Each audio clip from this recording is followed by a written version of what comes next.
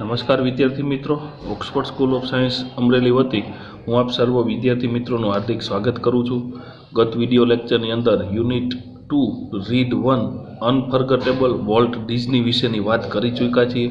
તો આજે આપણે વિદ્યાર્થી મિત્રો યુનિટ 2ની અંદર રહેલ રીડ 2નો અભ્યાસ કરવાનો છે કે જે આપણને અહીંયા રીડ 2 છે એ પોયમ આપવામાં આવેલું છે। યુનિટ 1માં પણ રીડ 2 પોયમ આપેલું હતું, સનરાઈઝ ઓન ધ કાંચનજંગા। એ જ રીતે અહીંયા યુનિટ 2ની અંદર પણ રીડ 1માં લેસન આપેલું છે અને રીડ 2ની અંદર પોયમ આપેલું છે। તો આપણે આ પોયમનો અભ્યાસ કરીએ કે આપણે આ ત્રિમાસિક પરીક્ષાની અંદર જે 2 યુનિટનો સમાવેશ કરેલો છે એનું કામ અહીંયા પૂરું થાય। તો આપણે આજે આ પોયમનો અભ્યાસ કરવાનો છે। શેપર, શેપ્ડ, શેપ એટલે આકાર અને શેપર એટલે આકાર આપનાર, મીન્સ કે ઘડનાર, શેપ્ડ એટલે ઘડાઈ જવું, એટલે કે ઘડતર કરનાર પોતે જ ઘડાઈ ગયો।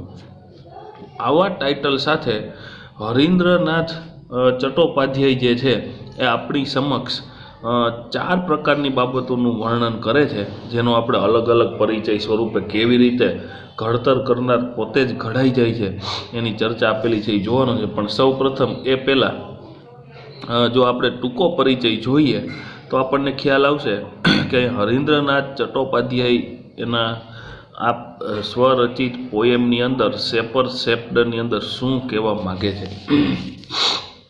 તો કવિશ્રી આ હરીન્દ્રનાથ ચટ્ટોપાધ્યાય દ્વારા રચાયેલું આ કાવ્ય એ શરૂઆતમાં આપણને કેટલીક શરૂઆતની અસમજણની માન્યતાઓ અને કાળક્રમે એ વાતનું આપણને ભાન થતું હોય અને આપણી અંદર જે સૂચક બદલાવ આવે છે એની વાત કરે છે।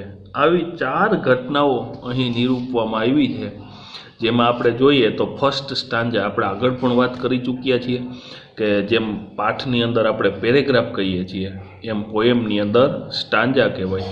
સ્ટાન્જા એટલે કાવ્ય પંક્તિઓનો સમૂહ। ફર્સ્ટ સ્ટાન્જાની અંદર કંઈક એવી વાત કરે છે કે આમ ઇન બ્રીફ શરૂઆતમાં હું તમને મધ્યવર્તી સ્વાર રૂપે 4 સ્ટાન્જાનો મધ્યવર્તી વિચાર જણાવી દઉં છું, ત્યાર પછી આપણે એનો આગળ અભ્યાસ પણ જોવું ઇન ડિટેલ। તો ફર્સ્ટ સ્ટાન્જાની અંદર એવું કહેવા માગે છે કે હું માટીને ધારું તેમ ઘડી શકું એવો મને વહેમ હતો, એટલે કે એવો વહેમ ધરાવતો કુંભાર સમય જતાં એક્સેપ્ટ એટલે કે સ્વીકારે છે કે હું એ ઘડવૈયો નથી, બરોબર, પણ માત્ર ઘડનાર માટી જ છું, આવો ખ્યાલ આવી જાય છે એવું આપણને પહેલા સ્ટાન્જાની અંદર કીધું છે। સેકન્ડની અંદર એવું કીધું છે કે એક સમયે મારા શબ્દ સામર્થ્યથી માનવ મનને સ્પર્શી જનાર અગણિત ગીત રચી શકું એવી મારી પાસે તાકાત હતી, એમ કે કાવ્ય બનાવી શકું એવું। તો એવા નશામાં કવિને નવું જ્ઞાન મેળવવું સ્વીકારવા મજબૂર થઈ જાય છે અને હું કવિનો રચનાર નહીં પરંતુ રચનાર ગીત પોતે જ છું એવું અંતે સ્વીકારે છે।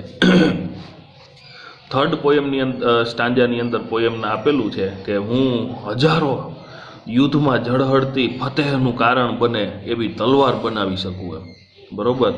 એવા વ્યર્થ અભિમાનમાં રાજતો તલવારનો ઘડનાર ઈશ્વરના મૌનનો સાક્ષી બને છે, ત્યારે માનવા લાગે છે કે તલવાર ઘડનાર હું નથી, હું તો ઘડનાર તલવાર માત્ર છું એમ। તો આવી રીતે આપણને આ થર્ડ સ્ટાન્જાની અંદર કંઈક આવું ચરિત્ર ચિત્રણ એમાં આપેલું છે। ફોર્થની અંદર તેવું કહેવા માગે છે કે વીતેલા વર્ષોમાં હીરા મોતીના સપનામાં આડોટનારને ઈશ્વરના સાનિધ્યમાં એ વાત સમજાઈ ચૂકી છે કે મારા સપના એ માત્ર સપના જ છે, સપના જોનાર માટે એમનું સાકાર થવું લગભગ અશક્ય છે એમ। તો અહીંયા આ સપના જોનાર પોતે જ સપનું બની જાય છે। આમ ખરા અર્થની અંદર જો કાવ્યમાં ઈશ્વરની વિરાટ શક્તિની સામે ગર્વ રચનારા માનવ કોઈ જ મહત્વ ધરાવતો નથી, બરાબર। તો આ વિરાટ શક્તિ સાક્ષાત પરબ્રહ્મ સામે માણસની તાકાત જે છે એ એકદમ નાની એવી સૂની ગણાય, પણ મહત્વ તો માનવીની તાકાત કંઈ મહત્વ ધરાવતી નથી એવી સભાનતા આણવાનો અહીંયા એક પ્રયાસ કરવામાં આવેલો છે। તો આપણે અહીંયા આ પોએમની અંદર આપવામાં આવેલા ચારેય સ્ટાન્જાને થોડુંક આપણે લાઇન ટુ લાઇન સમજીએ. તમારે વિદ્યાર્થી મિત્રો એમાં આવતા સ્પેલિંગ જે છે એ વ્યવસ્થિત લખતા જવાના છે બુકમાં જ સીધા પેન્સિલથી. તો જોઈએ, ઇન ડેઝ ગોન, બરાબર, ભૂતકાળ આપેલો છે એટલે કે ભૂતકાળમાં I used to be a potter, કે ભૂતકાળમાં હું એક કુંભકાર હતો એટલે કે કુંભાર હતો. વુ વુડ ફીલ, હું એવું માનતો હતો કે his finger mould the yielding clay, અને તે એવું કહે છે કે મારી આંગળીઓ જે છે એ લચીલી માટીને to pattern on his wheels, લચીલી માટીને patterns on his wheels, wheels એટલે અહીંયા ચાક, બરાબર, ચાકડા પર જુદા જુદા ઘાટ આપી શકે છે, બરાબર. તો અહીંયા તે એવું કહેવા માગે છે યેલ્ડિંગ એટલે કે પોચું, લચીલું, વાળીને ઘાટ આપી શકાય ને એવું, જેને યેલ્ડિંગ કહેવાય એમ, અને ક્લે એટલે માટી. તો અહીંયા તે એવું કહે છે કે ઇન ડેઝ ગોન બાય, ભૂતકાળના એ દિવસોમાં, I used to be a potter, કે હું એક કુંભકાર હતો એટલે કે કુંભાર હતો. વુ would feel his fingers mould the yielding clay, તો અહીંયા તે એવું કહે છે કે મારી આંગળીઓ લચીલી માટીને ચાકડા પર જુદા જુદા ઘાટ આપી શકે છે. બટ પરંતુ now through wisdom lately won, શું કહે છે, પાછળથી પ્રાપ્ત વિઝડમ લેટલી વોન, ડહાપણથી, that pride has died away, એટલે કે એક ગર્વ જે છે એ ગર્વ મને ઉતરી ગયો છે. I have ceased to be the potter, હું હવે ઘડવૈયો મટી ગયો છું એમ. Ceased to be the potter એટલે કે હું હવે એક ઘડવૈયો મટી ગયો છું. And have learn to be the clay, અને માટી બનવાનું શીખી લીધું છે. એટલે કે એક કુંભકાર હતો, લચીલી માટીને તમે કયો એવો ઘાટ આપી શકું એવી મારી આંગળીઓની અંદર તાકાત હતી, જેનું મને ગર્વ હતું. પણ ખરેખર હવે જે આ ગર્વ છે એ મટી ગયું છે, અને હવે હું પોતે માટી બની ગયો છું. એટલે કે અહીંયા સ્વીકારે છે કે ખરેખર કુદરતની તાકાતની સામે આ બધી બાબતો જે છે એ એકદમ ફીકી ગણાય, નાની ગણાય એમ.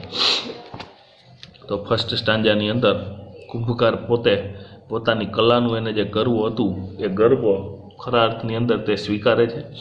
સેકન્ડની અંદર કે જે આપણે વાત કરી હતી કે શબ્દો રૂપી વાત કરવામાં હતી, in olden days I used to be a poet through whose pen innumerable songs would come.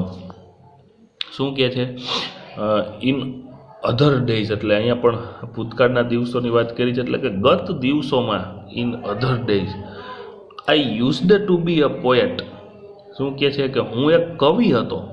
Throw whose pen, કે જેની કલમમાંથી, થ્રો હુઝ પેન, હુઝ એટલે કે જેની કલમમાંથી, ઇનનંબરેબલ સોંગ વુડ કમ, અસંખ્ય કાવ્ય ગીતો ઉતરતા રહેતા એમ.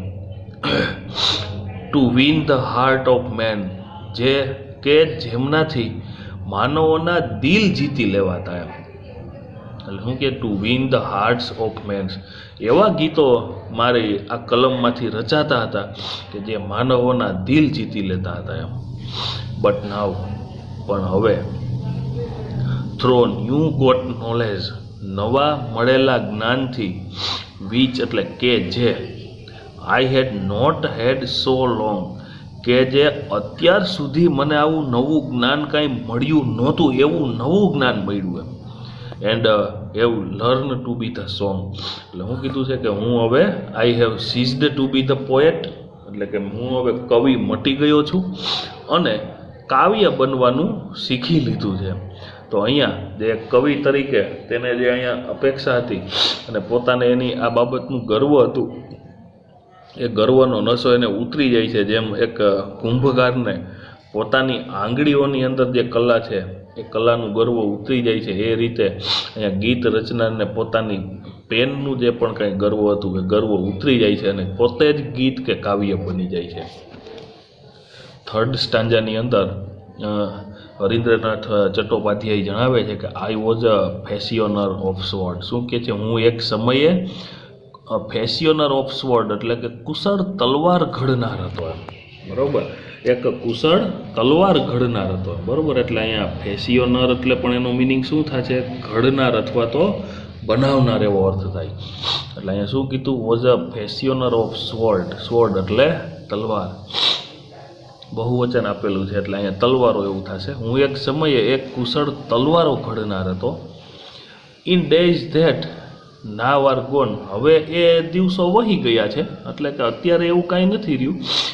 વિચ ઓન 100 બેટલ ફિલ્ડ્સ, જે સેંકડો યુદ્ધભૂમિ ઉપર, બેટલ ફિલ્ડ એટલે યુદ્ધભૂમિ, કે જે સેંકડો, 100 એટલે સેંકડો યુદ્ધભૂમિ પર ગ્લિટર્ડ એન્ડ ગ્લીમ્ડ એન્ડ શોન, ઝબકી છે, ચમકી છે.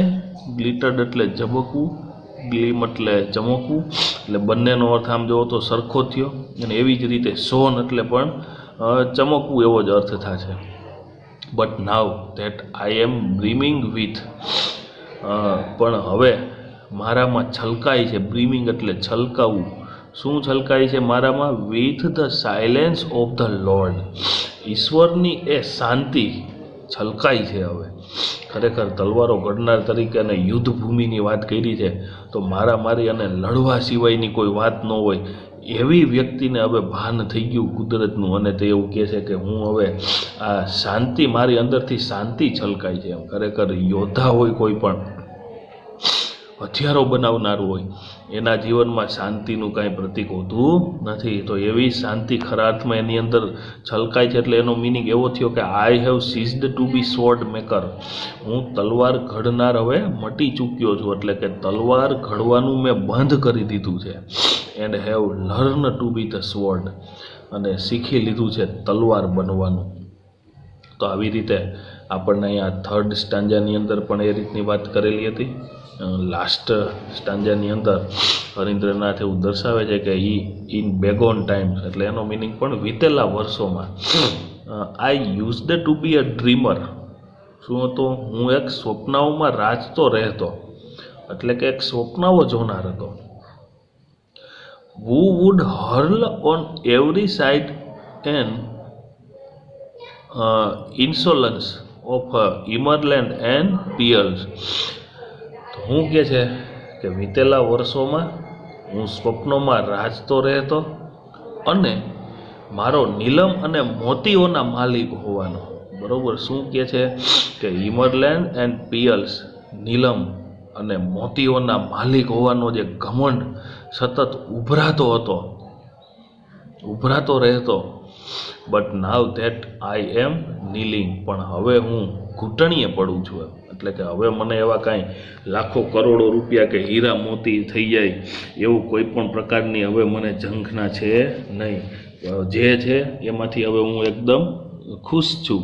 તો આપણને અહીંયા જે એના માટે શબ્દ આપેલો છે કે એવરી સાઇડ એન્ડ ઇન્સોલન્સ. ઇન્સોલન્સનો મિનિંગ અહીંયા શું થશે? અહંકાર કે ઘમંડ કે ગર્વ હોવું. એટલે કે હું સ્વપ્નાઓ જોનાર હતો અને જે નીલમ અને મોતીઓનો જે હીરાઓનો માલિક છું એવો જે મને સતત ઘમંડ ઉભરાતો હતો એ હવે ઘૂંટણીએ પડું છું. નીલિંગ એટલે ઘૂંટણીએ પડવું. At the feet of the supreme. કોના ઘૂંટણીએ પડું છું? સર્વશક્તિમાન. સુપ્રીમ એટલે સર્વશક્તિમાન. તો હવે હું આ સર્વશક્તિમાનના ચરણોમાં પડું છું. અને હું અને એવું કહે છે કે I have ceased to be the dreamer. હું એ સ્વપ્નોમાં રાચનાર મટી ગયો છું અને have learn to be the dream, અને સ્વપ્ન બનવાનું મેં શીખી લીધું છે. તો આવી રીતે વિદ્યાર્થી મિત્રો અહીંયા જે આપણને આપવામાં આવેલી બાબત છે એ 4 પ્રકારની અને ખૂબ જ ઝડપથી સમજાય એવી. એટલે અહીંયા આપણને ઇન શોર્ટ એવું કહેવા માગે છે કે આપણી પાસે જ્યારે કંઈક એક એવી આવડત હોય તો એ આવડતનું આપણને સતત ઘમંડ હોય છે. તો આવું ઘમંડ કરવું નહીં એવું આપણને અહીંયા હરીન્દ્રનાથ ટાગોર જે છે એ પોતાના આ પોયમની અંદર એવું સૂચન કરે છે કે મારી પાસે જો કોઈ એવી આવડત હોય તો એ આવડતનું ઘમંડ ન હોવું જોઈએ મને. તો હવે જોઈએ ગ્લોસરીના સ્પેલિંગ. પહેલાં પોયમમાં આવેલા સ્પેલિંગ લખવાના, ત્યાર પછી આ ગ્લોસરીના સ્પેલિંગ લખવાના છે, રીરાઇટ કરવાના. જેમ આપેલા છે એમના એમ જ તમારે બુકમાં લખી નાખવાના છે, જેથી કરી અને એની એક વખત યોગ્ય તૈયારી થઈ જાય. તો મોલ્ડ એટલે કે શેપ્ડ, આકાર કે ઘાટ આપવો. ત્યાર પછી છે યેલ્ડિંગ, સોફ્ટ એન્ડ બેન્ડિંગ અથવા તો ફ્લેક્સિબલ હોય. તો અહીંયા શું કહે છે, પોચું અથવા તો લચીલું, વાળીને ઘાટ આપી શકાય તેવું. સીઝડ એટલે અટકી જવું, સ્ટોપ્ડ. ત્યાર પછી ઇનનંબરેબલ એટલે કે ન્યુમેરસ, કાઉન્ટલેસ. શું કહેવા માગે છે, અસંખ્ય. ન્યૂ ગોટ એટલે ન્યૂલી એક્વાયર્ડ કે તાજેતરમાં જ પ્રાપ્ત થયેલું. અને ફેશિયોનર એટલે શેપર, મેકર, ઘડનાર કે બનાવનાર.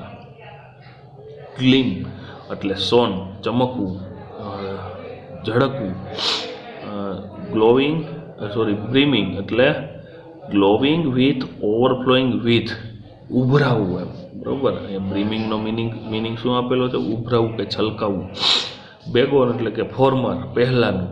હર્લ એટલે યેલ સમથિંગ, ફેલાવવું, અહીંયા એનો મિનિંગ છે હર્લનો. અને ઇન્સોલન્સ એટલે કે ડિસરિસ્પેક્ટફુલ, ગર્વ, ઘમંડ કે અહંકાર. નીલિંગ એટલે બોવિંગ, ઘૂંટણીએ પડવું. અને સુપ્રીમ એટલે કે ગોલ્ડ, ઓલ માઇટી એટલે કહેવા શું માગે છે કે સર્વશક્તિમાન. તો હવે અહીંયા કોમ્પ્રિહેન્શનનું આ કામ પૂરું કરી દેવાનું છે, જે તમને અહીંયા આપવામાં આવેલ છે. માનો કે C2.2 જો complete the table, 1 is done for you. પહેલા સ્ટાન્જામાં શેપર કોણ છે, તો કે પોટર. શેપ્ડ શું ઘડાઈ જાય છે, તો કે ક્લે એટલે કે માટી. એક્ટ આપેલી છે કે moulded the clay to pattern of wheel. Reason તો કે wisdom won and pride died. તો એવી રીતે સેકન્ડ સ્ટાન્જાની અંદર શેપર કોણ છે, તો કે પોએટ, અને શેપ્ડ સોંગ. બાકીનું એક્ટ્સ અને એના રીઝન, કારણો પૂરા કરી દેવાના છે. થર્ડમાં શેપર શું છે, તો કે ફેશિયોનર ઓફ સ્વર્ડ, અને શેપ્ડ તો કે સ્વર્ડ. અને લાસ્ટ સ્ટાન્જાની અંદર શેપર અને શેપ્ડ શું હતું, શેપર છે એ ડ્રીમર છે, અને શેપ્ડ છે એ ડ્રીમ છે. તો બાકીનું એ પૂરું કરી દેવાનું છે. ત્યાર પછી ક્વેશ્ચન આન્સર આપેલા છે. C2.3 answer this question in 2 or 3 sentences. આપવામાં આવેલા ક્વેશ્ચન આન્સર તમારે પાકી બુકમાં લખી નાખવાના છે. C2.4 જેમાં આપણને આપવામાં આવેલું છે રાઇમિંગ વર્ડ્સ. યુનિટમાં આવતા રાઇમિંગ વર્ડ્સ જો એક એક્ઝામ્પલ આપેલું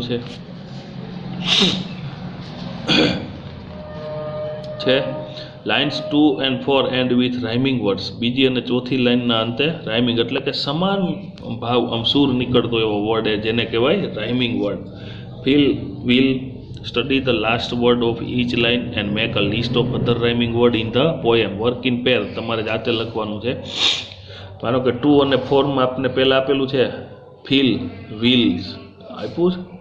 એક એક્ઝામ્પલ આપણને આપી દીધું, select any 3 pair of rhyming word from the poem and find one more rhyming word for each pair. તો કે આપણને આપેલું છે, જો એવું જોઈ તો 2 અને 4 ની અંદર પેન ને મેન, લોંગ સોંગ તમે પોયમની અંદર જોહો એટલે તમને અહીંથી લાઇનમાંથી પ્રાપ્ત થશે. પછી સ્ટાન્જા 3 ની અંદર આપણને આપવામાં આવેલા છે સ્વોર્ડ, બેટલ ફિલ્ડ્સ, જો લાસ્ટમાં આપેલા છે. ગોન, સોન, લોર્ડ, સ્વોર્ડ. સ્ટાન્જા 4 ની અંદર આપેલા છે જો હર્લ અને પિયલ, સુપ્રીમ ને ડ્રીમ. તો આવી રીતના જે એક જ સરખો સૂર નીકળતો હોય જેને આપણે રાઇમિંગ વર્ડ એવું કહીએ છીએ. તો હવે 2.5 આપેલું છે, tick the most appropriate option. Poem ઉપર આધારિત સૌથી વધુ યોગ્ય ઓપ્શન હોય એ લખવાનો છે. This poem is about. આ પોયમ છે એ શેના વિશેનું છે, તો કે એ self realisation of the poet. કવિના પોતાના સ્વનો અહેસાસ એ દર્શાવતું આ પોએમ છે. સેકન્ડ છે the poet wishes to cease to be a potter because, અહીંયા આવશે B, he has realise the harm of declaring himself to be a great potter. શું કહે છે કે આપણને એ કીધું કે cease to be a potter because, શા માટે એને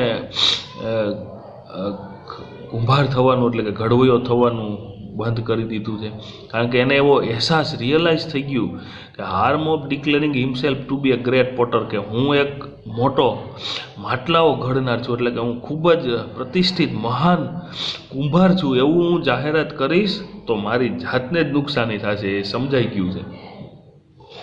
the poet wishes to surrender to God because, તો કે અહીંયા થર્ડ માટે પણ B, he has learn the truth of mortality of living beings, એને જીવિત રહેવા માટેનું સત્ય શું છે એ એને શીખી લીધું છે, એટલે તે સરેન્ડર કરે છે એમ પોએટ. તો આવી રીતે હવે વોકેબ્યુલરી, તો રીડ 1 અને રીડ 2 બંનેના સ્પેલિંગ જે છે એ યોગ્ય રીતે તમે તૈયાર કરી લેશો, એટલે આપણે હવે આગળના આ લેક્ચરની અંદર અહીંયા જે આપવામાં આવેલ આ વોકેબ્યુલરીનો ટોપિકનો અભ્યાસ કરીશું. બરાબર. તો વિદ્યાર્થી મિત્રો, હવે આપણે વોકેબ્યુલરીનો ટોપિક આગળ જોવા માટે જઈ રહ્યા છીએ. આગળ આપણે રીડ 1 અને રીડ 2 યુનિટ 2ની અંદર રીડ 1 અને રીડ 2, એટલે કે રીડ 1 એટલે કે અનફર્ગેટેબલ વોલ્ટ ડિઝની, અને રીડ 2 એટલે કે શેપર શેપ્ડ, આ બંનેનો અભ્યાસ કરી ચૂક્યા છીએ. હવે આ બંને રીડ ઉપર આધારિત અહીંયા આપણે વોકેબ્યુલરીનો ટોપિક જોવાનો છે. તો જોઈએ, use the correct form of the words given in the bracket. તમને આખા પેરેગ્રાફની અંદર જે જગ્યાએ ખાલી જગ્યાઓ આપેલી છે એ દરેક ખાલી જગ્યાની બાજુમાં બ્રેકેટમાં એક શબ્દ આપેલો છે. તો તમારે અહીંયા પ્રેફિક્સ અને સફિક્સનો ઉપયોગ કરી, જેને કહેવાય વર્ડ ફોર્મેશન, તમારી ગ્રામર બુકની અંદર વર્ડ ફોર્મનો ટોપિક પણ ઓલરેડી આપેલો હશે. આ વર્ડ ફોર્મના ટોપિકના આધારે તમારે એ પ્રેફિક્સ એટલે કે કોઈ પણ શબ્દની પહેલાં મૂકાતો પ્રત્યય, અને સફિક્સ એટલે કે શબ્દની જે છેડે તમે મૂકો છો એને સફિક્સ કહેવાય. તો આ વિદ્યાર્થી મિત્રો આપણે ધોરણ 9થી શીખતા આવીએ છીએ. તો વાક્યને અનુરૂપ શબ્દનું રૂપ બદલી અને આપણે પ્રેફિક્સ સફિક્સના ઉપયોગથી આ પેરેગ્રાફ પૂર્ણ કરવાનો છે, જેને કહેવાય વર્ડ ફોર્મ. વર્બ ફોર્મ હોય તો ક્રિયાપદના રૂપો મૂકવાના હોય, અહીંયા વર્ડ ફોર્મ છે એટલે શબ્દના રૂપો મૂકવાના છે.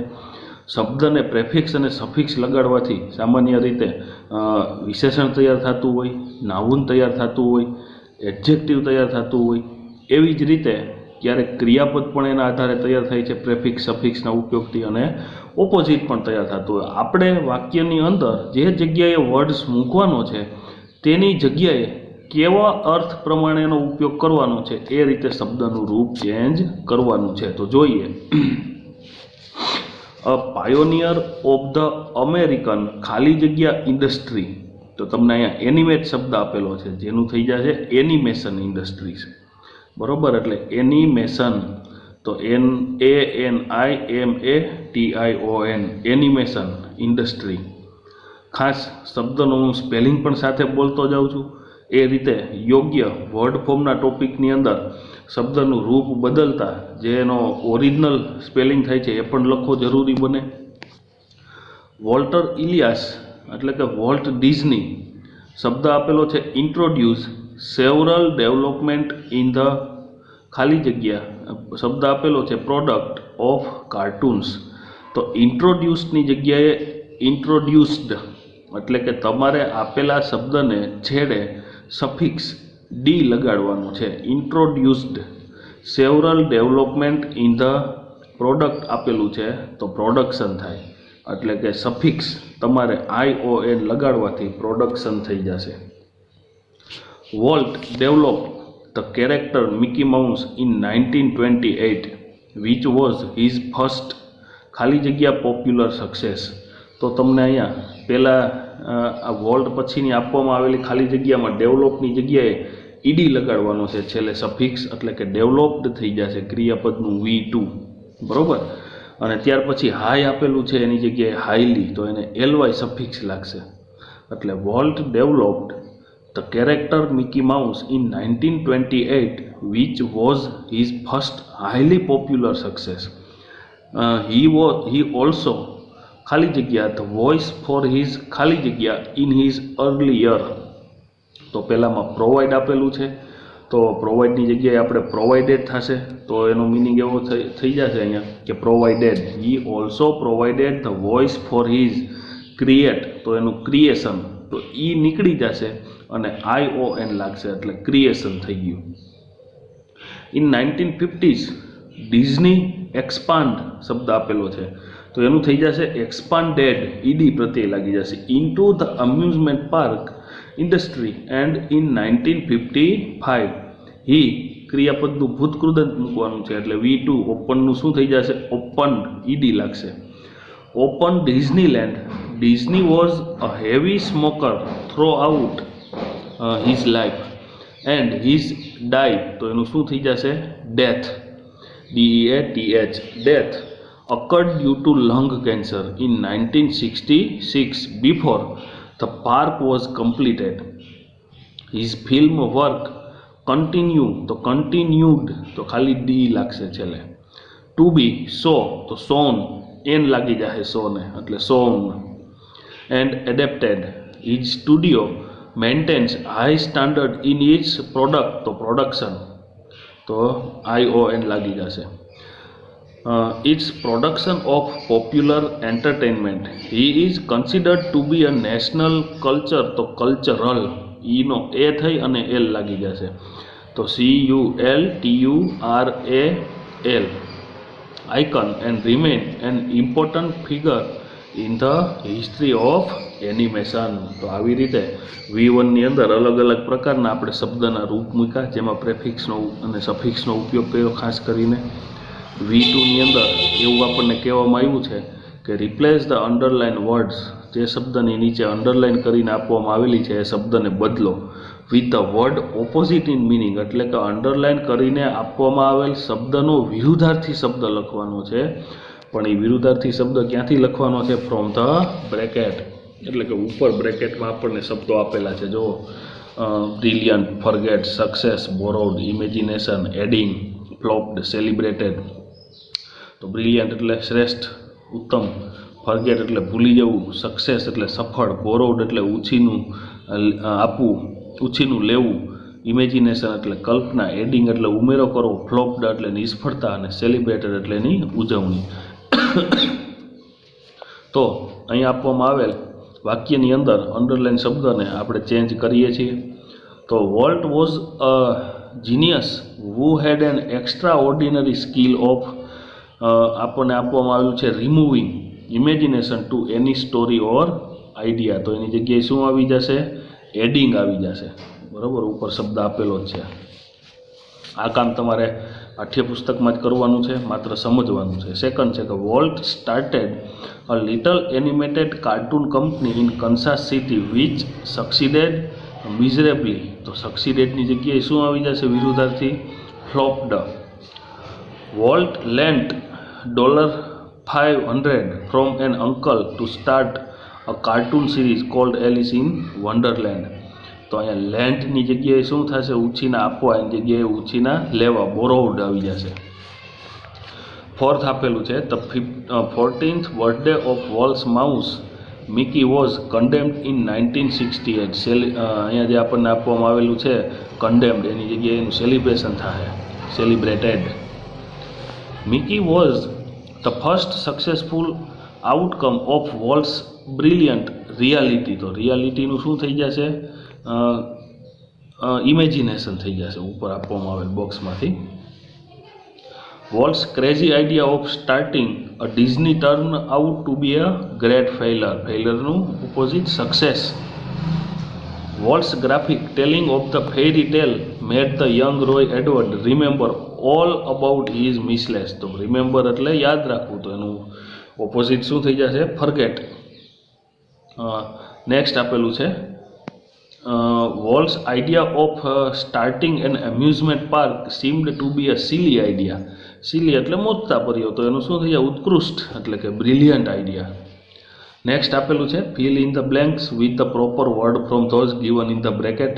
ઉપરના આપવામાં આવેલ શબ્દ riveted, grinned, plus, hellbent, nickel, extra wages, decent અને સ્નંગલિંગ, આ શબ્દ યોગ્ય ખાલી જગ્યામાં મૂકવાના છે વાક્ય પ્રમાણે. તો વાક્ય પ્રમાણે આપણે ખાલી જગ્યા મૂકીશું તો શું થાય જો Aditya is stubbornly determined to achieve his goal, he is ખાલી જગ્યા ઓન ફૂલફિલિંગ હિઝ ડ્રીમ્સ, તો ઉપર બ્રેકેટમાંથી શું આવી જશે? Hell bent. Sonali drew close to her mother to receive comfort and affection. She was snuggling. લપાઈને સૂઈ જવું.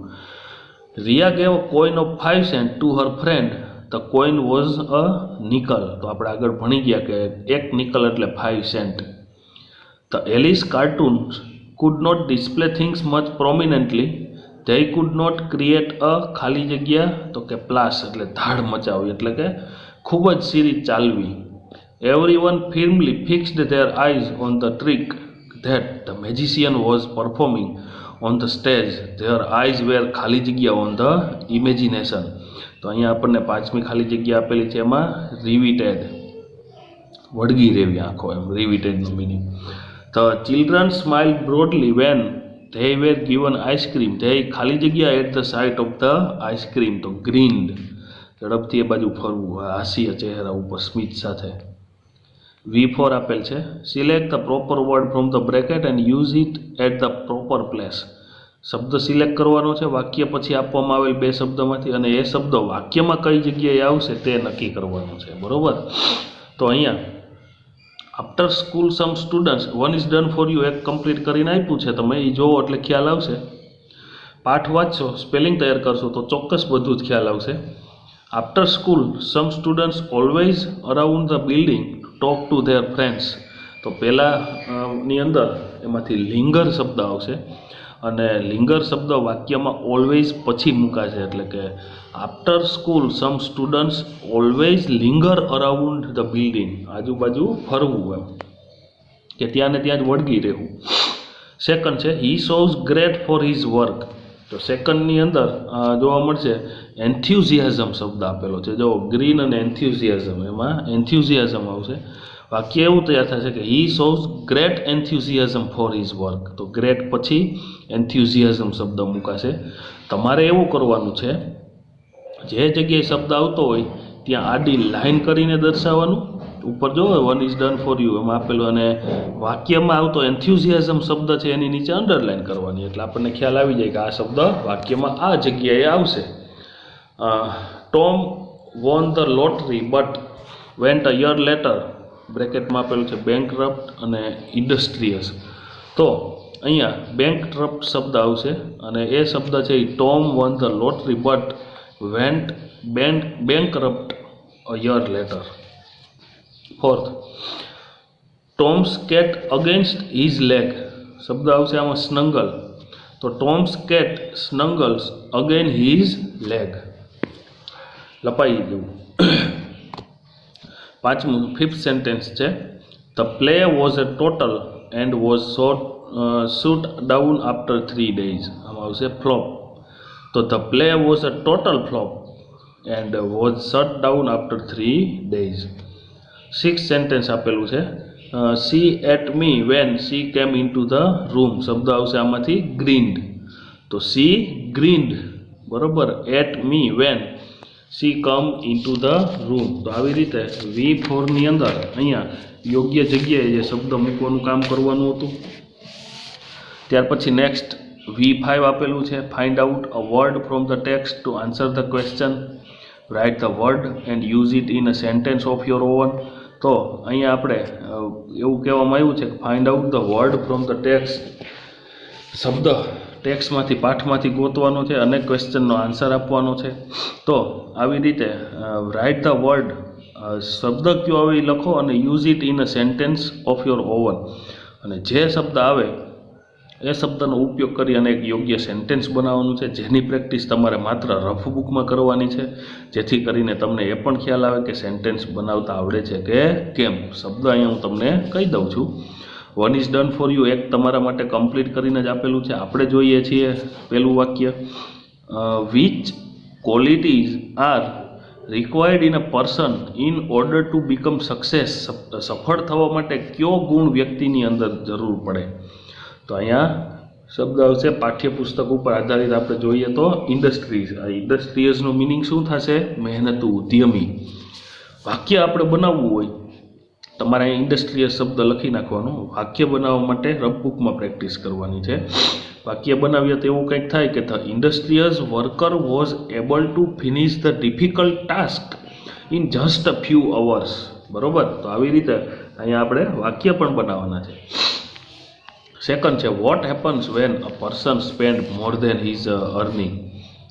જ્યારે કોઈ પણ વ્યક્તિ પોતાની આવક કરતાં વધુ ખર્ચે તો શું થાય? તો કે બેંકરપ્ટ, એટલે કે દેવાળીઓ થઈ જાય, કે એની પાસે કાંઈ પૈસા ન રહે. તો બેંકરપ્ટ શબ્દ આપણે અહીંયા ગોતીએ છીએ પાઠ ઉપર આધારિત બીજા વાક્ય માટે, બીજા પ્રશ્ન માટે. તો હવે બેંકરપ્ટ શબ્દનો ઉપયોગ કરી અને તમારે સેન્ટેન્સ બનાવવાનું છે. Third, what do you do when you are afraid. કે જ્યારે તમને ડર લાગે છે ત્યારે તમે શું કેવી પ્રતિક્રિયા જોવા મળે છે? તો કે ડિસ્પેરેટ. નેક્સ્ટ આપેલું છે fourth, what will people think about you if you consistently disagree with others. તો શું કહેવાય? જડ, સ્ટબોર્ન. પાંચમું આપેલું છે કે વેર do you find a lot of fruits and vegetables. તો કે ફાર્મ શબ્દનો ઉપયોગ કરીને વાક્ય તમારે જાતે બનાવવાના છો, રફબુકમાં પ્રેક્ટિસ કરવાની. How will you react if you C your favourite dish on your plate. તો કે ગ્લીમ, ઝડકી ઉઠવું, ઝમકી ઉઠીએ છીએ આપણે. લાસ્ટ છે if a film does not make good earning how do the film critic react. તો એને શું કહેવાય? ક્રિટિસિઝમ. V6 અનસ્ક્રેમ્બલ. અનસ્ક્રેમ્બલ એટલે અસ્તવ્યસ્ત. તો અહીંયા જે આપણને આપવામાં આવેલો ભાગ છે એ અસ્તવ્યસ્ત છે, શબ્દ અસ્તવ્યસ્ત છે. Unscramble the world in part A. તો પાર્ટ એની અંદર અસ્તવ્યસ્ત શબ્દ આપેલો છે, એને યોગ્ય કરવાનો છે. યોગ્ય શબ્દ થાય પછી સામે ડિસ્ક્રિપ્શનમાં match it with the description. તો પહેલો શબ્દ કમ્પ્લીટ કરીને આપ્યો છે અને એની સાથે એફ જોડાય છે. તો આપણે જોઈએ હવે બીજો શબ્દ શું થશે જે આપણને આપવામાં આવેલો. આ શબ્દનું નીલ થશે. શું થશે? નીલ. તો કે NEEL, એટલે એ યોગ્ય સ્પેલિંગ થઈ ગયો અને એની સામે ઈ જોડાશે. Go down on once knees. બરાબર. થર્ડ આપેલો છે એનું સીઝ થાય, CEASE, અને એ જોડાશે, એન્ડ. ત્યાર પછી ફોર્થમાં થશે બેગોન. તો કે BYGONE. અને બેગોનનો મિનિંગ શું થાય? આપણે પોએમમાં ભણી ગયા છીએ, બી, પ્રીવિયસ, એટલે પહેલાંનું, ભૂતકાળનું. નેક્સ્ટ છે પાંચમું પેટર્ન, PATTERN, અને જી જોડાશે, એરેન્જમેન્ટ. છઠ્ઠું આપેલું છે એમાં થશે ગ્લિટર, GLITTER, અને શાઇન, ચમકવું. અને એવી જ રીતે ઇન્સોલેન્સ, INSOLENCE, અને રૂડનેસ સામે જોડાશે. V7 છે answer the question using a word from the bracket. બ્રેકેટમાં આપેલા શબ્દનો ઉપયોગ કરી અને જવાબ આપવાનો છે. તો where do you find the thing like sword, daggers and spears. તો આપણે એનો જવાબ એવો આપી શકીએ, ઉપરથી આવશે બેટલફિલ્ડ. બેટલફિલ્ડ, રણભૂમિની અંદર આપણે આ ભાલા, હથિયારો અને તલવારો જોઈ શકીએ છીએ. બરાબર. તો we find sword, daggers and spears on battlefield. Second છે how does a teacher feel when his student win a prize. તો કે proud. The teacher feels proud when his student win a prize. તો હવે આપણે સીધા શબ્દો કહું છું પ્રશ્ન માટે. Why does Rohan behave disrespectfully with his elders. તો કે ઇન્સોલેન્ટ. ફોર્થ છે when can you concentrate and meditate properly. તો કે સાયલેન્સ, શાંતિ હોય ત્યારે આપણે ધ્યાન કેન્દ્રિત કરી શકીએ છીએ. What are the different kind of design called. તો કે એને પેટર્ન કહેવાય. Why does Aditya behave humbly with everyone. તો કે વાઇઝ, ડાહ્યો છે. Who think of becoming a successful person in future. A dreamer, સ્વપ્નાઓ જોનાર. Why are the diamonds looking amazing, glittering, ચમકતા હોય છે એટલે અદ્ભુત લાગે છે. Find antonyms of this words from the text. પાઠમાંથી તમારે આનો વિરુદ્ધાર્થી શબ્દ ગોતવાનો છે. વિરુદ્ધાર્થી શબ્દ એનો જે જવાબ આવે. Frame sentence of your own using the antonyms. વિરુદ્ધાર્થી શબ્દનો તમારે એક વાક્ય તમારી જાતે બનાવવાનું છે, જેને ફ્રેમ સેન્ટેન્સ એવું પણ કહેવાય છે. જે તમારે રફ બુકમાં બનાવવાના છે. તો હું તમને અહીંયા આપવામાં આવેલ દરેક શબ્દોના એન્ટોનિમ્સ કહી દઉં છું, લખી લેજો. રિસેન્ટ એટલે તાજેતરમાં, તો બેગોન એટલે ભૂતકાળનું. ત્યાર પછી જે અહીંયા આપણને આપવામાં આવેલું છે એ રિસેન્ટનું એક્ઝામ્પલ તો ઓલરેડી આપેલું જ છે, અને એક વાક્ય આપ્યું કે we always remember our begone days. જો રિસેન્ટનું એન્ટોનિમ્સ બેગોન થયું, તો બેગોન શબ્દનો ઉપયોગ કરી અને અર્થસભર સેન્ટેન્સ બનાવેલું છે, જેને ફ્રેમ સેન્ટેન્સ કહેવાય, જે આપણે આપણી એક્ઝામની અંદર પણ પૂછાય છે. We always remember our begone days, આપણે આપણા ભૂતકાળના દિવસોને હંમેશા યાદ રાખવા જોઈએ. જો અર્થસભર વાક્ય થયું. તો હવે એવી રીતે નંબરેબલ, તો કે ઇનનંબરેબલ, બરાબર, ગણી શકાય એવા તો ન ગણી શકાય એવા. ત્યાર પછી આપેલું છે ડલ, તો ફિલિપ, ડલ એટલે ઝાખું, તો ફિલિપ એટલે ચમકવું. બિગન તો ફિનિશ, શરૂ કરવું, તો અંત. ત્યાર પછી એવી જ રીતે સ્ટુપિડિટી તો વિઝડમ, મૂર્ખતા, તો ડાહપણ. રિસ્પેક્ટ તો ઇન્સોલેન્સ, બરાબર, રિસ્પેક્ટ એટલે આદર સત્કાર, અને ઇન્સોલેન્સ એટલે આદર સત્કાર વગરનું. ઇલિટરેટ તો કે વેલ રીડ, ઇલિટરેટ એટલે અભણ, જ્યારે વેલ રીડ એટલે ભણેલ. તો આવી રીતના એ શબ્દો છે. તો વિદ્યાર્થી મિત્રો, આવી રીતે અહીંયા વોકેબ્યુલરીનું કામ હતું. હવે ફંક્શનનો ટોપિક જે અહીંયા આપવામાં આવેલો છે એ તમારે વાંચવાનું છે. Read the conversation and try to understand the use of the underline words. એટલે તમને આમાં રિમૂવ ટુ અને યુઝ ટુનો ઉપયોગ આપેલો છે, જે ઓલરેડી આપણે ધોરણ 11ની અંદર શીખી ગયા છીએ. અહીંયા માત્ર વ્યવસ્થિત કઈ રીતનો ઉપયોગ છે એ તમારે પહેલાં જોવાનો છે. જો એની અંદર વાંચશો, બીની અંદર વાંચશો, સી આપેલું છે એ વાંચશો, જેમાં ટુનો ઉપયોગ કેવી રીતે થાય એ જોવાનું છે ખાસ કરી. અને TOO2 વિશેષણ, TO2 વાળી વાક્ય રચના આપેલી છે. હું અહીંયા વાક્ય રચના એક વખત રિપીટ કરું છું. TOO2 એટલે અતિશયતાનું સૂચન કરે છે. ઇનફ ટુ એટલે પૂરતું એવું દર્શાવે છે.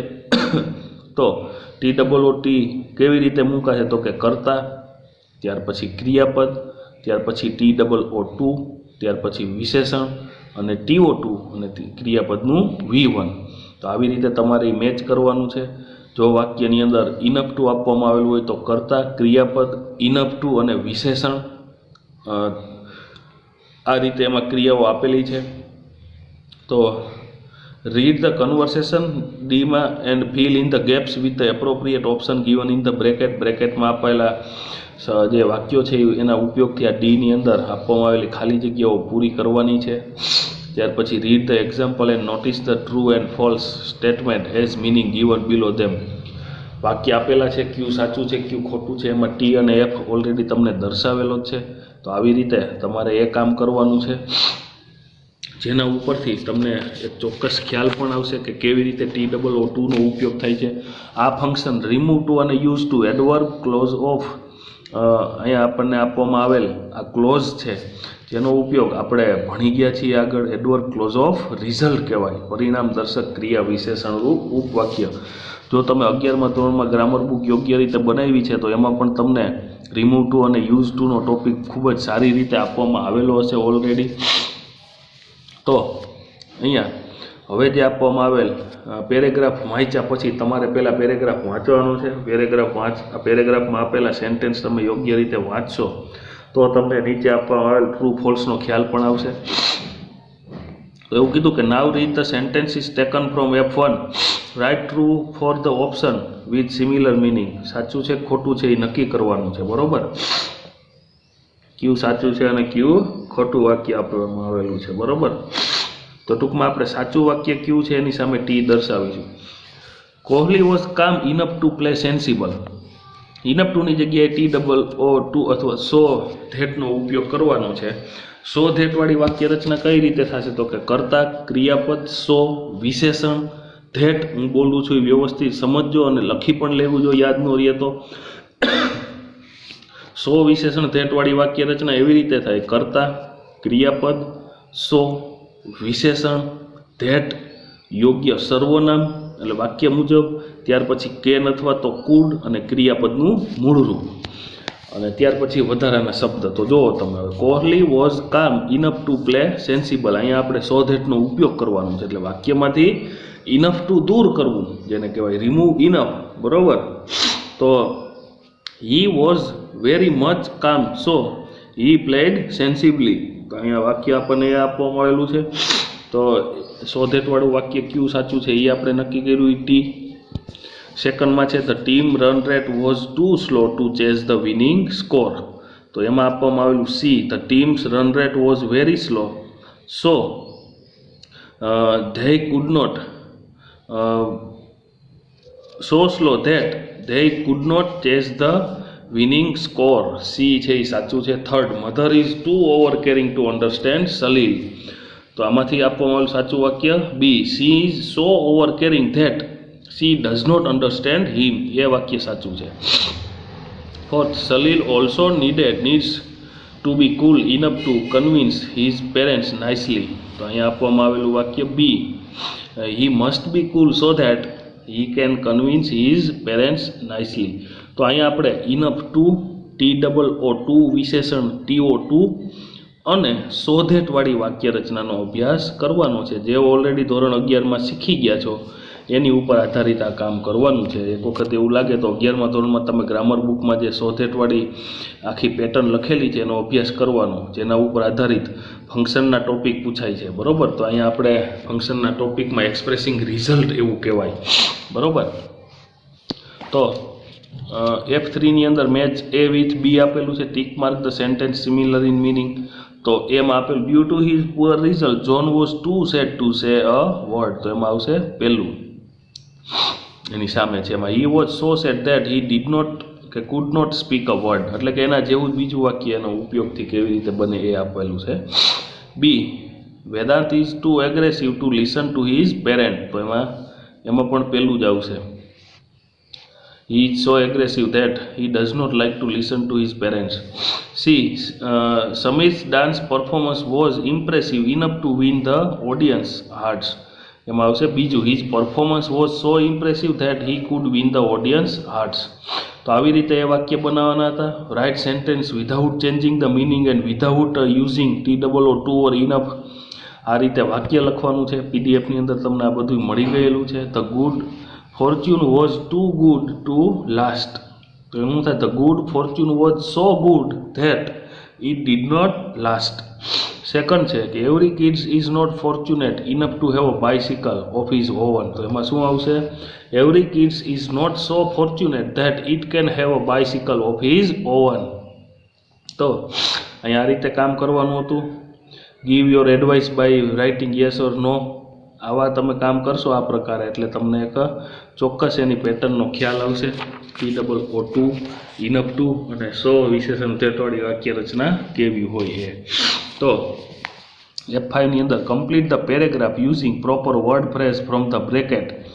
Use capital letter where needed. બરોબર. આપણે પૂરો કરીએ છીએ. Here is my student. શું આવશે ઉપરમાંથી? She is clever. પછી enough to answer any question. She is an extraordinary clever student. On the contrary ખાલી જગ્યા બ્રધર તો her brother. Neel is not such a clever student as she is. He is too Dal two excel in any exam but he is a good sports person. He is so excellent in sports that he has won many competitions. ત્યાર પછી his attitude remains positive about health and life. તો they are good at different activities અને last they help each other. તો આવી રીતે અહીંયા કામ આપેલું છે. હજી પણ આપણે રિમૂવ ટુ યુઝ ટુનું હવે નેક્સ્ટ એક્ઝામ પછી આપણે એક વખત ફરી પાછું એનું રિવિઝન જોવું. તમે આગળ ભણી પણ ગયા છો ફંક્શનના ટોપિકની અંદર આ ટોપિક, એટલે હું અહીંયા ઝડપથી જવા દઉં છું. અને 11મા ધોરણમાં ભણી ગયા છો અને હજી પણ આપણે એક વખત પછી રિવિઝન કરવાના છીએ. પણ 11મા ધોરણમાં ભણી ગયા છો એને આધારિત તમારે તૈયારી યોગ્ય રીતે કરવાની છે. તો આવી રીતે રીડ ધ પેસેજ કેરફુલી. ત્યાર પછી rewrite paragraph without using too and enough. TOO અને ઇનફનો ઉપયોગ કર્યા વગર પેરેગ્રાફ લખવાનો છે. અર્થ બદલાવો ન જોઈએ એટલે આપણે સો ધેટનો ઉપયોગ કરવો પડશે અથવા તો સચ ધેટનો ઉપયોગ કરવો પડશે અહીંયા. બરાબર. ખાસ તો સો ધેટના ઉપયોગ કરશો એ દરેક જગ્યાએ અને સો ધેટવાળી વાક્ય રચનાનો તમને ખ્યાલ છે તો એ કામ થઈ જશે. Read the dialogue, pay attention to the underline words. ત્યાર પછી આપણને એવું કીધું છે કે ધીસ ટાઈમ યુઝ TOO અને ઇનફ. તો એનાથી ઉલટી પ્રક્રિયા કરવાની છે. હવે અહીંયા TOO અને ઇનફનો ઉપયોગ કરીને લખવાનું છે. તો આવી રીતે અહીંયા F8ની અંદર વાંચી અને આવી રીતનું આગળ કામ કરવાનું છે.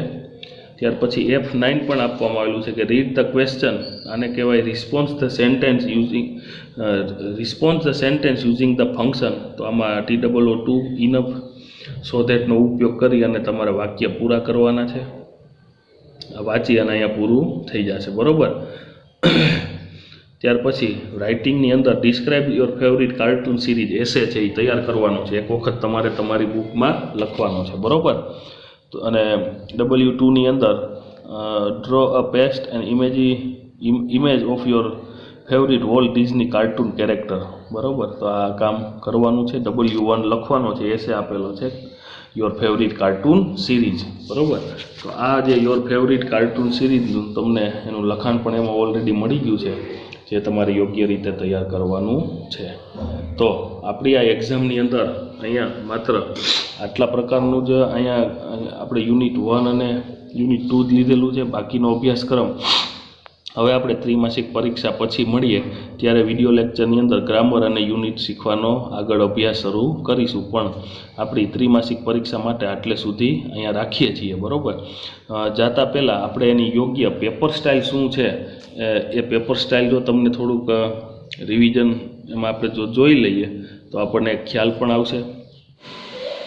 તો વિદ્યાર્થી મિત્રો, તમને આ અગાઉ પણ તમને પેપર સ્ટાઇલ મળી ગયેલી છે.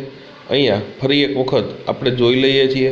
જે પણ કાંઈ આપણે અત્યાર સુધીમાં અભ્યાસ કરી ચૂક્યા છીએ એ પ્રમાણે ધોરણ 12 સાયન્સના વિદ્યાર્થીઓ માટે 25% MCQ, 25 માર્ક્સના MCQ અને 25 માર્ક્સનો લેખિત વિભાગ છે.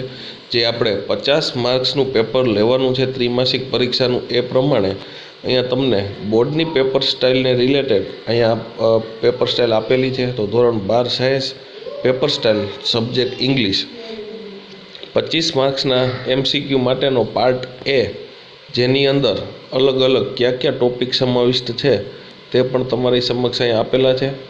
રાઇટ ટ્રુ ઓર ફોલ્સ પાઠ ઉપર આધારિત જ હશે, સાચા છે કે ખોટા છે વાક્ય.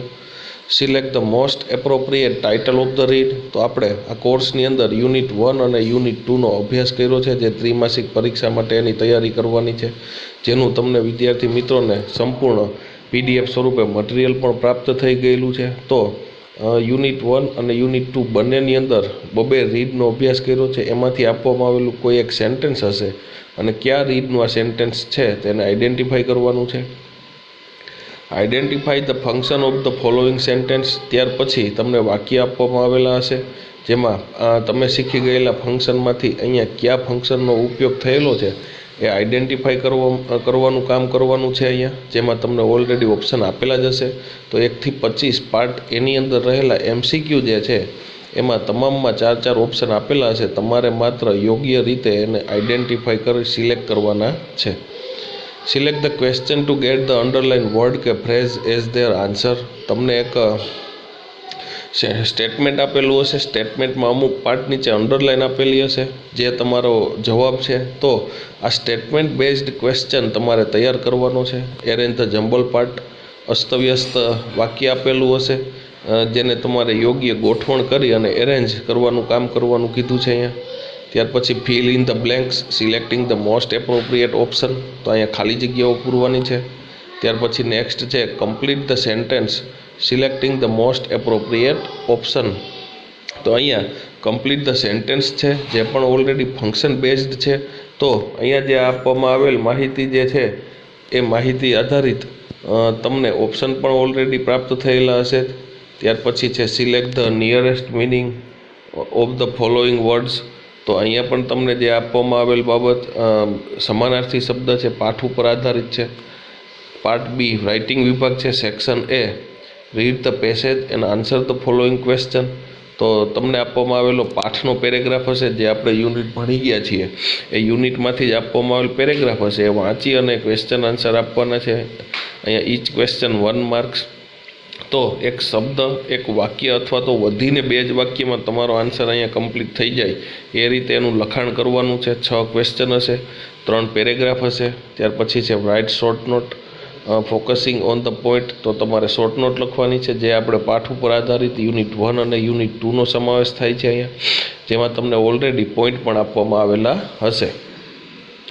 Section B, read the stanza and answer the question.